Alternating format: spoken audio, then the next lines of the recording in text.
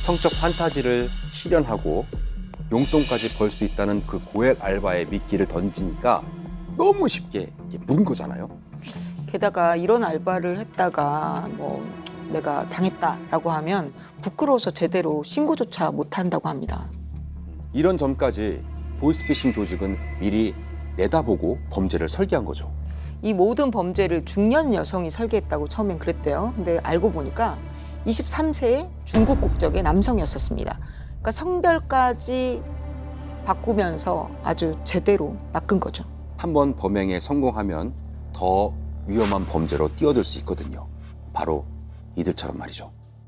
차선을 바꾸는 차량 옆으로 갑자기 끼어들거나 중앙선을 침범한 차량의 사이드 미러를 들이받습니다. 단순 교통사고 같지만 모두 보험금을 노린 자작극이었습니다. 그러면 이 보험 사기 속에 또 어떤 고액 아르바이트가 숨어 있었을까요?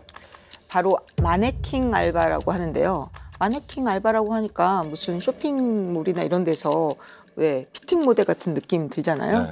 근데 사실을 알고 보면 굉장히 섬뜩합니다. 맞습니다. 이 마네킹은 차에 동승해서 이 다치는 역할을 하는 사람들을 뜻하는 그들만의 은어라고 합니다. 그러니까 차 사고가 났을 때 운전자뿐만 아니라 같이 탄 사람들에게까지 보험금이 지급된다는 것을 노린 거죠.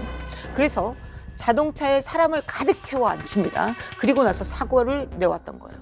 처음엔 친구들끼리 자동차 보험 사기를 쳤는데 같은 사람끼리 같은 수법을 계속 쓰니까 이 들통날까 봐 이 마네킹 알바를 고용하게 됐다고 합니다. SNS에 쉽게 공돈 벌고 싶은 사람이라는 구인글을 올리니까 사람들이 많이 오게 된 거예요. 그럼 차에 앉아만 있어도 10만 원, 20만 원 주겠다고 껴내는 거죠.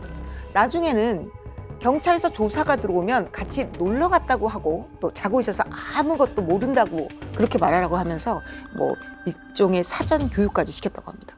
보험 사기인 걸 알고 꺼려 하면은 차에 타는 건 기존 멤버가 하고요. 자신이 탄 것처럼 명의만 빌려주는 경우도 있다는데요. 명의를 빌려주는 행위도 엄연히 불법입니다. 이렇게 보험 사기 사건에 연루된 사람만 무려 400명이나 된다고 합니다. 문제는 이 마네킹 알바로 단순 가담만 했던 사람이 이 보험 사기를 함께 저지르면서 사기 수법을 배웠다는 거예요. 이제는 마네킹 알바가 아니라 자신이 자동차 보험 사기 조직을 직접 만들어서 적극적으로 범행에 가담하는 형태로 진화해 갔다고 합니다.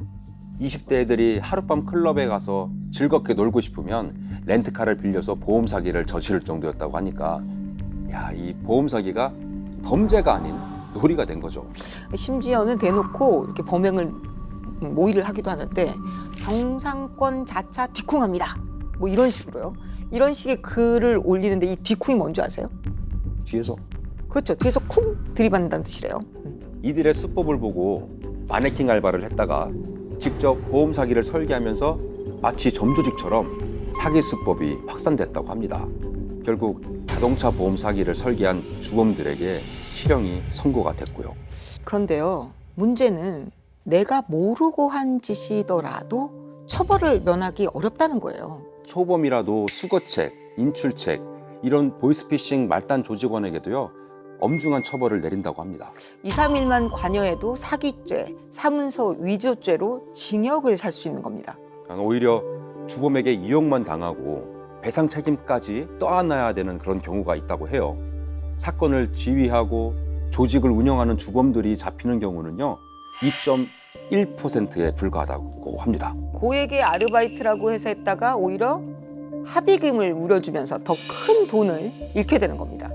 실제로 한 관광버스 운전기사가 보이스피싱 수거책으로 활동해서 1심에서요. 징역 1년 6개월의 실형을 선고를 받았습니다. 그러니까 피해자들에게 합의금 7천만 원을 주고 나서야 2심에서 집행유예를 받았다고 합니다. 근데 이분이 5일 동안 보이스피싱범들에게 전달한 돈이 얼마인 줄 아세요? 1억 원 정도 된다고 합니다. 근데 정작 자신이 벌어들인 수익금은 100만 원이 채 안 된다고 해요. 그러니까 쉽게 버는 돈이 없습니다.